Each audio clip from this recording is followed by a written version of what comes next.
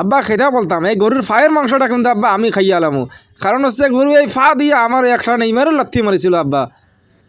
এই বেটা খাস খাস, পায়ের মাংস, গলার মাংস, হাতের মাংস, মাংস আছে সব তুই খাস হাতের পালা। হ্যাঁ daddy, 2 days eat day, no গালাগালি ইন দা চুপ থাকা থাকি আজকের দিন। বাবা দুপুর পেরিয়ে তো বিকাল হয়ে গেল, কিন্তু কোনো গরুর গোস্ত খাইলাম না, কোনো তো মাংসের ব্যবস্থা হলো না। শোনো আব্বা, তুমি একটু অপেক্ষা করো, বুঝতে পারছো চৌধুরীর বাড়িতে ওরা গরু কুরবানি দিছে, হয়তো ভাই একটু পরে মাংস দেবে, আমি ওখান থেকে গোস্ত এনে তোমাকে খাওয়াবো, তুমি চিন্তা করো না বাবা, ঈদের দিন তুমি গোস্ত খাবা। মামুর বেটা ঈদের দিন মতিন চাষার বাড়িতে কি সব শুনতেছি গোস্ত নেই মানে। আসসালামু আলাইকুম চাচা, ঈদ মোবারক, কেমন আছেন আপনি? কি আমি বাইরে থেকে শুনতেছি, কি বলতেছেন ছোটো ভাই গোস্ত খেতে যাচ্ছে, আপনি বলতেছেন গোস্ত নাই, কী ব্যাপার?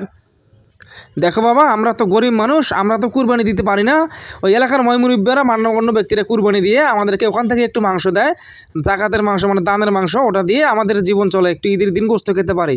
এবছর যে কি হলো, সন্ধ্যা হয়ে গেল এখনও তো গোস্ত দিল না, কী যে ব্যাপার। আচ্ছা আপনি কোনো চিন্তা করবেন না, বাঁচতে পারছেন, আমি দেখি চৌধুরী বাড়িতে যাই, গিয়ে কথা বলে দেখি কি সমস্যা। আসসালামু আলাইকুম, ঈদ মোবারক চৌধুরী সাহেব, কি ব্যাপার আজকে সন্ধ্যা হয়ে যাচ্ছে, বিকাল হয়ে গেল, আপনি এই কুরবানি করছেন, গরিব দুঃখীর মাংস কখন বিতরণ করবেন?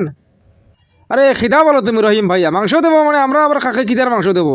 টাকা দিয়া গরু কিনছি আমি, যা কুরবানি দিছি ও দু একজন মানুষকে দিয়ে দিছি আত্মীয় স্বজন, বাকিটা আমি খাইয়ে আলামো। আরে মামুর বেটা মুরব্বী, আপনি না হজ করে আসছেন, আপনার ছেলে এগুলো কী বলছে, কুরবানি নিয়ে কী সব উল্টাপাল্টা কথা বলছে? আরে ভাই, আমরা টাকা দিয়ে গরু কিনছি, আমরা গরু কি করবো না করবো, গোস্ত কাকে দেবো না দেবো সেটা আমাদের ব্যাপার, তুমি এখান থেকে যাও, কুরবানি দেওয়ার কথা আল্লাহু আকবার বলে কুরবানি দিচ্ছি শেষ, গোস্ত কি করবো না করবো সেটা আমরা বুঝবো। আরে মামুর বেটা বাংলিশ, কি বলছিস এগুলা? তুমি কি গোস্ত খাওয়ার জন্য কুরবানি দিচ্ছ নাকি আল্লাহর সন্তুষ্টির জন্য কুরবানি দিচ্ছ?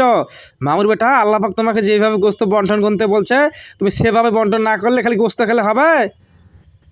এবারে তুই কিন্তু বেশি কথা বলতে আসছো, বুঝছো, টাকা দিয়ে গরু কিনছি, মোর পোলাপান যদি একটু ইচ্ছে মতো গোস্ত খাইতে না পারে, এবারে মোর বলে আবদার করছে সে একটু রানটা পুরোটা খাবে, তাই আর শখ কি পূরণ করা মোর দায়িত্ব না? মোর এই বলে আবদার করছে সে পুরো কলজাটা খাবে, এবারে কুরবানির দিন মোর পোলাপান যদি মাংস খাইতে না পারে গরু থেকে মন মতো, বাপ হইয়া কি মোর মন মানে?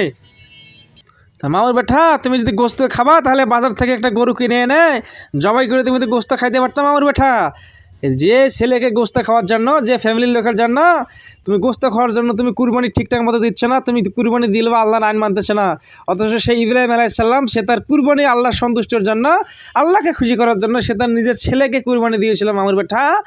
তো যেখানে আল্লাহর সন্তুষ্টি অর্জন হবে না, যেখানে আল্লাহ তোমার কুরবানি কবুল করবে না, সেখানে তুমি গোস্ত খাওয়া লাভ কি? তা গোস্ত যদি খাবা বাজারে গিয়ে কিনে এনে খাও না মামুর বেটা, কুরবানি নিয়ে তামসা করো কেন? মাংসর নিয়ম হচ্ছে 3 ভাগ করবা কুরবানির মাংস, 1 ভাগ তুমি আত্মীয় স্বজনকে দিয়ে দিবা, 1 ভাগ তুমি গরিব দেখি প্রতিবেশীকে দিয়ে দিবা, আর 1 ভাগ তুমি হচ্ছে খেয়ে নিজে খাবা মামুর বেটা, 3টা ভাগ 3 ভাগে ভাগ হবে মামুর বেটা। তুমি সেটা লা করে জবাই করে 2 টুকরা মানুষকে দিয়ে বাকিটা তুমি খেয়ে ফেলতেছো, এভাবে তোমার গোস্ত খাওয়া হয় মামুর বেটা, কুরবানি কবুল হয় না। এমন তুই মোর চোখ খুললে দিছে, বুঝছো বেটা, কি কম অর্থ সম্পদের মোহে এ হজ করে আইয়া আমার কোনো কাম হয় না, আমি হেদায়ত হই না। যাই হোক মনে চলো, মোরা এখন গোস্ত মস্ত সব প্যাকেট করে দেওয়া গরিব দিকে মানুষের করে দিয়ে আসি, চলো চলো চলো। ঈদ মোবারক, ঈদ মোবারক, ঈদ মোবারক।